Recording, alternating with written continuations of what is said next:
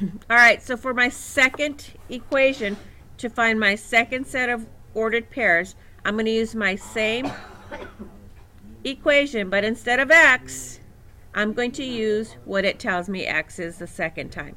X is going to be 0. Some of you couldn't even put the 0 in a parentheses, and you didn't understand that 2x means 2 times x.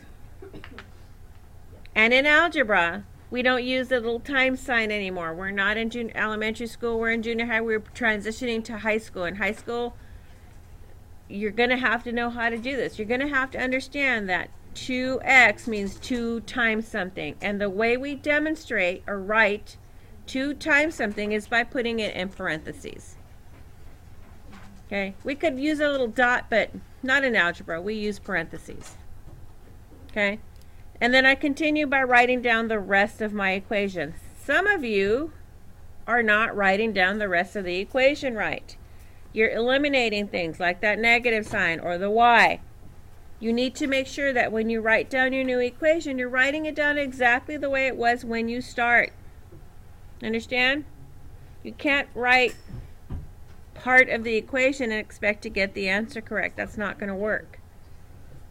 Okay? What is 2 times 0? 0. It's nothing, right? It becomes 0, so it eliminates. It's no longer part of my equation.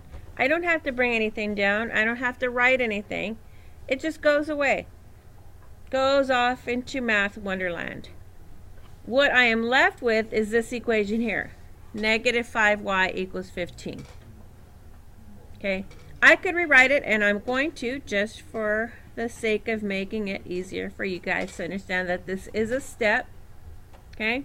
And I want to see you guys rewrite it and continue with the step. So this tells me that negative 5 times y, right? This is a multiplication problem, is equal to negative 15. So I want y all by itself. To undo this multiplication problem, I have to use the inverse of multiplication, which is what? Division. Division. So I'm going to divide not just this side, I'm also going to divide this side. I'm going to divide it by whatever is in front of that y. What's in front of the y? It's a negative 5. I saw this a lot. That's going to give you a negative y. And that's going to give you an incorrect sign over here. You need to make sure that you bring down that y. And I know I said that up here. I actually even drew an arrow telling you, bring down that y, or the negative sign. Some of you still just brought down a 5. You have to include that negative sign on both sides. This becomes a positive 1, right? Because a negative divided by a negative is a 1. Remember, you can write 1y. That's absolutely fine. You don't have to, though, because 1y is just y. So if you leave it as just y, that's even better. Okay, so here I have a negative divided by a negative. If you have to draw your little arrows, your little triangle here, I have a negative and a negative, negative and a negative. It gives me a positive answer. You have to understand what you're doing over here and that what kind of an answer you're getting. So this becomes positive, right? Positive, positive. What's 15 divided by 5? Negative 3. Negative 5. 3. I still hear negative when I just finished telling you that a negative divided by a negative becomes a positive. I'm still hearing negative as answers. 3. It's a positive 3. I'm going to put my 3 over here because when x is 0, my y is equal to 3. When x is 0, my y is equal to 3. That gives me this ordered pair of 0, 3. No, you want to join me here? Or you want to teach the lesson?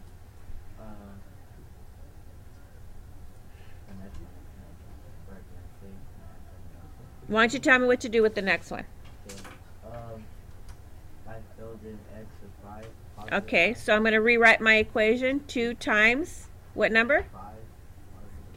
And then what? Then I did minus 5y equals negative 15. Okay, so 2 times 5 minus 5y equals negative 15. What next? So I did 2 times 5, which gave me 10. So 10. And I brought down the rest of the equation. Brought down the rest of the equation. Very good. And I You multiplied? Oh, wait. You subtracted. Subtracted side.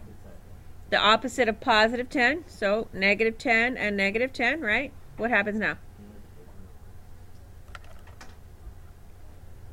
And then I did the equation, so 10 and negative 10, that you have to cross that out. Becomes 0.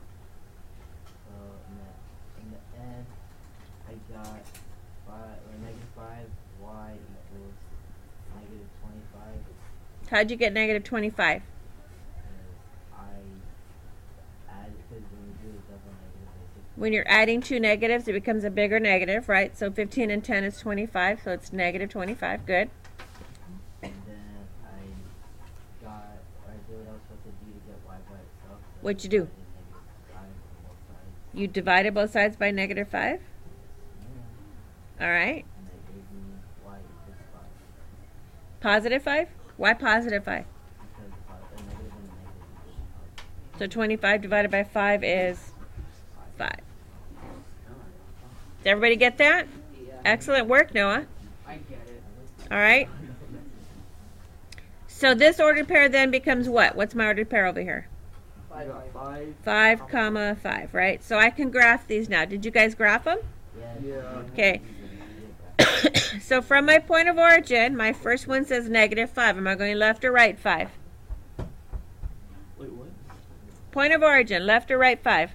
Nathan, left or right 5? Left 5. And then up or down 1? Up or down? 1. It's negative 1? Up 1. There's my first point. Next one, from my point of origin, x is 0. Do I move left or right? Nah. Chloe, for my y, do I move left or right, up or down 3? Up 3. Beautiful. That one's done. Next one is 5, 5. So for my point of origin, Emmanuel, am I moving left or right 5? Right 5. Up or down 5? Up 5. And then I take my straight edge. Okay. End to end on my graph, add arrows on both ends, and then I label it with my original problem, 2x minus 5y equals negative 15. Easy peasy lemon squeezy. You guys just got to remember how to solve the problems. Hopefully you have everything written down. I'm going to do one more. We're going to move over to number 3. If you look at number 3, it says x is equal to negative 3. So what is negative 3 going to be equal to? 1. What is x equals? X So I'm just going to write negative 3, negative 3, negative 3. Now you guys remember my 3 favorite numbers to use when we're graphing? 1, 0, negative 1. 1, 0, and negative 1. And then I just graph them. This is probably one of the easiest ones that you have here.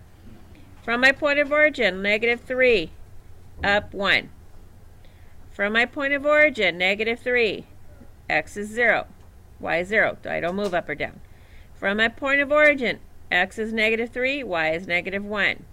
Gives me a beautiful vertical line that I'm going to draw end to end and then label x equals negative 3. You guys, when I asked you to do number 2, you all looked at me with deer in the headlight. Okay, you all sat there going, can we do a different one? So we did 3, but this should have been super easy. Okay, this is stuff that we did way back when we were doing reflections. This is early geometry, and all of this, everything that we've done, we're building on, so that we can graph linear equations, because that's what we're heading into. That's what we're doing now. We're getting ready to graph linear equations. So this is a foundation for our next step in algebra.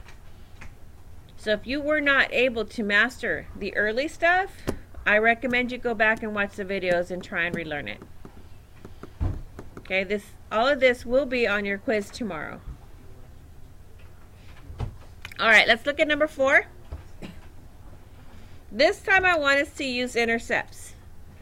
Okay, so we're going to divide our space in half, right? We're going to say x-intercept when y is equal to 0. And then we're going to say y-intercept when x is equal to 0. Okay? Here's my equation. X minus 2y equals 6. So I'm going to write x minus 2y equals 6. X minus 2y equals 6. I'm still substituting. I'm still going to take information that I have up here. So what is my y going to be instead of y? What is it now? 0. It's going to be 0. I'm going to rewrite my problem. X minus 2 times 0 equals 6. What happens to 2 times 0? 0. It's nothing. Okay, what am I left with on this side? X minus 2. X, and what am I left with? Oh, So what is my ordered pair? When y is 0, what is my x? X equals 6. So I can write it as 6, comma 0. I'm sorry.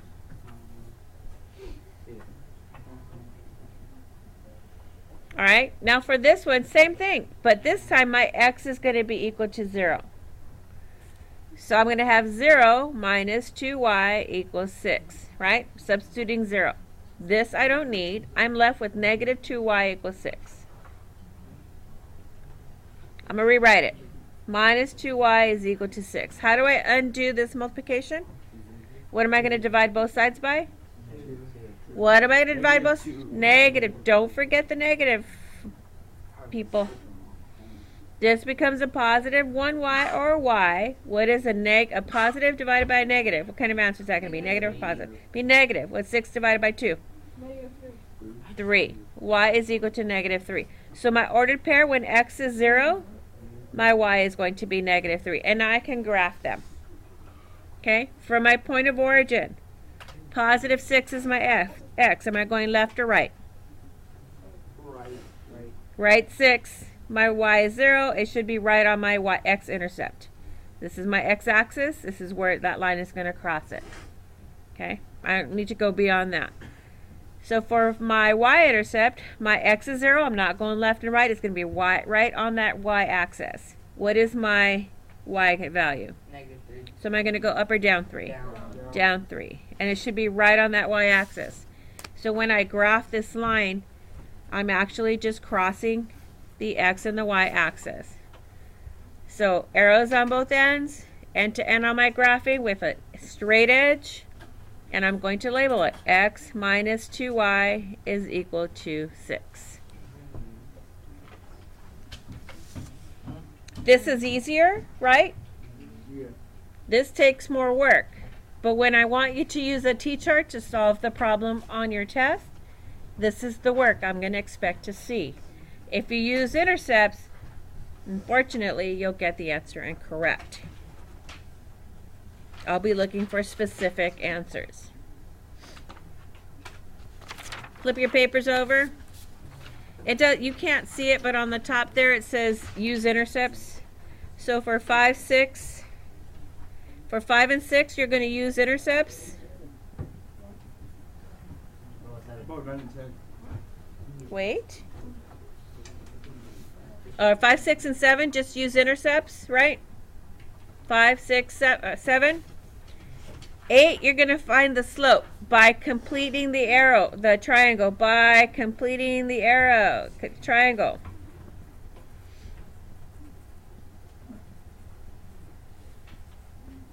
So remember, slope is rise over run.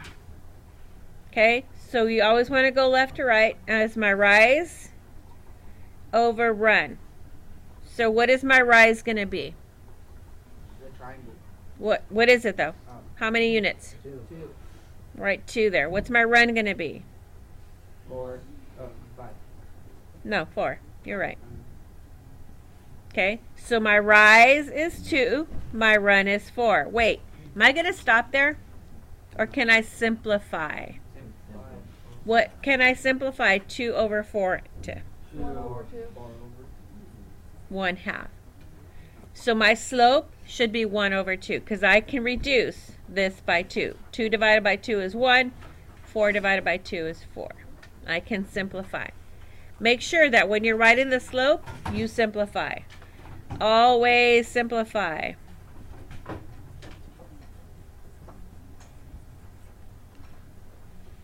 You don't have to do 9 and 10. So use the rest of the class time to do 5, 6, and 7. Cross off 9 and 10. I'm not going to quiz you on point slope. I didn't teach it. Okay?